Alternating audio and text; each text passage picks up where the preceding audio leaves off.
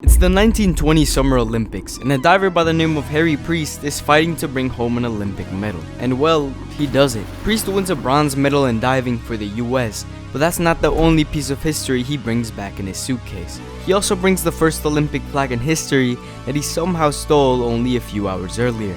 He boards his flight back home, and the flag is not seen again for the next 77 years. How did this even happen? Let's roll back a few hours.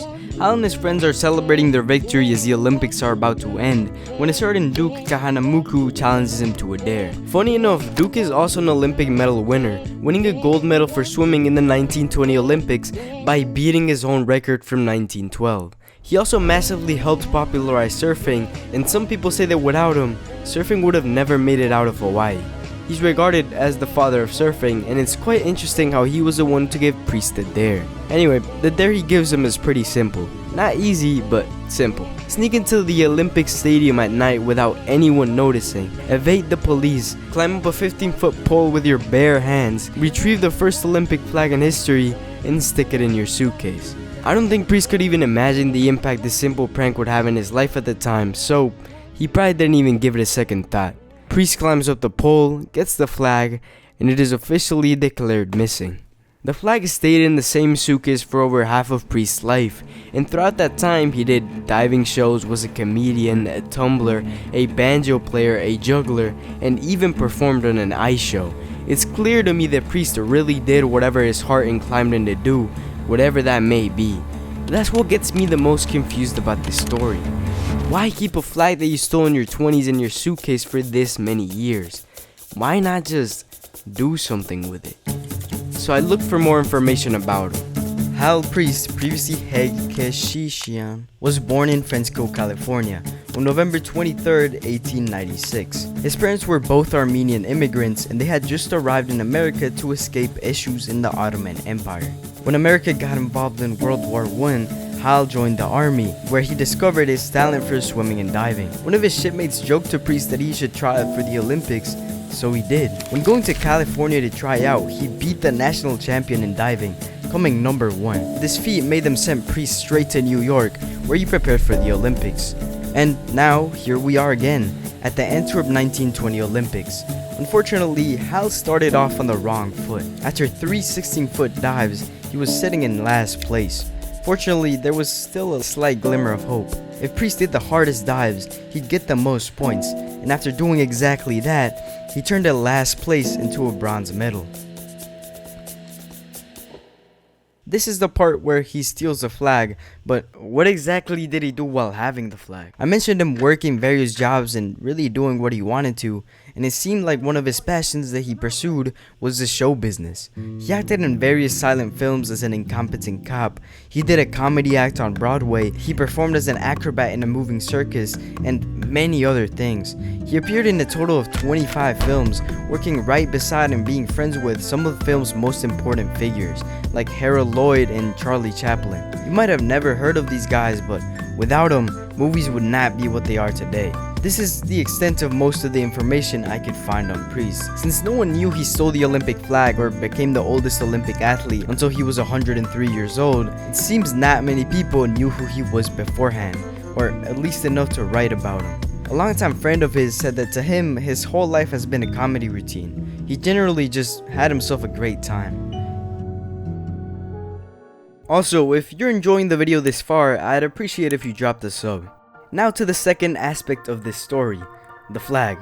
Let me give you a brief history lesson. The flag Prieste stole was the first Olympic flag in history. It was supposed to be shown in the 1916 Belgium Olympics, however, because of World War I, the Olympics were cancelled, making it so it was seen in an Olympic stadium for the first time in the 1920 Antwerp Olympics. It was actually made back in 1914 to celebrate the 20th anniversary of the Olympic movement, and the rings represented Africa, Asia, Australia, America, and Europe. It was made as a symbol of peace, which is ironic since that was the same year World War I started.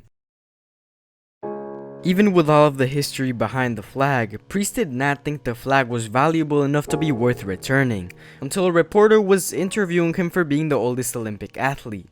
In the interview, he told Prieste that they had not been able to find the flag that went missing back in 1920, and Prieste responded with, I can help you with that. It's in my suitcase. That was when Priest finally decided to give the flag back to the Olympic Committee after 77 years. It's going on in a museum. Yeah, I figured I had it a long time, and a lot of my friends have seen it, and I feel happy that I can make somebody happy with it, and it'll be in good keeping. That's better than having it in a suitcase.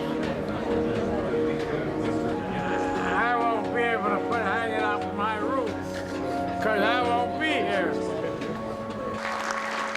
By this point, Priest was 103 years old, being the oldest Olympic athlete in the world, and also being blind and almost deaf.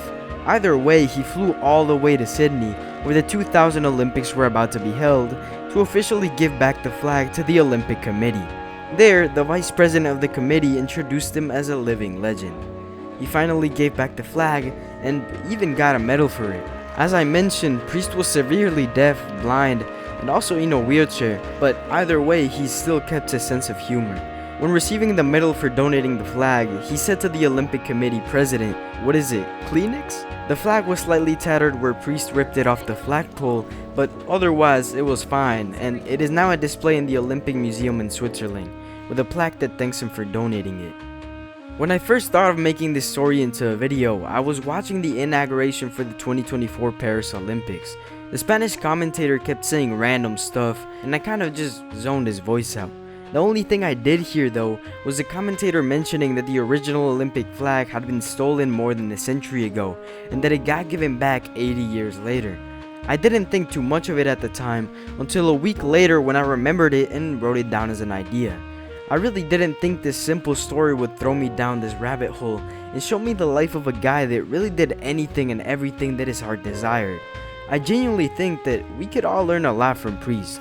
A lot of people stay confined to the box they think is their passion and never bother to go out into the world and find something they might enjoy even more. Priest could have stayed in the Navy and just taking his shipmate's comment as a joke. He could have also kept diving in the Olympics and probably had an incredibly successful career. He could have kept being an acrobat, a stuntman, an actor, anything, but he didn't. Some people might see this as Priest never finding his real passion, but I think he might as well just have found 7 of his real passions. Priest died half a year later on April 19, 2001, at the age of 104. His lifespan covered 3 centuries.